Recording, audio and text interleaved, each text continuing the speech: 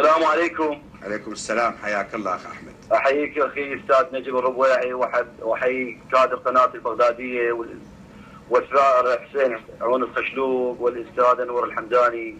حياكم الله. واحيي هاي وقفتكم الشجاعه والشعب، بارك الله فيكم.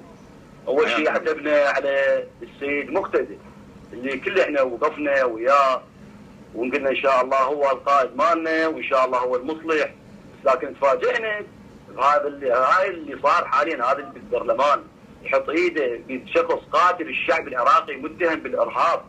كيف هذا يحدث؟ يعني ما صاير يا جماعه، يعني معقوله؟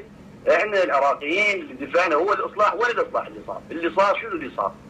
اللي صار ماكو شيء، يعني جيب سين ودي صاد. يعني ما شلون هذا الاصلاح؟ خلي السيد مقتدى يخلي يراجع حساباته وننتظر من عنده وقفه بطوليه وشجاعه. هذا ابن السيد الصدر اللي منتمي للمذهب اهل البيت. مو هذا المنهج الاصلاحي هو اللي الحقيقي، هذا مو مصلحات، هذا يسمونه لعب على الدقون.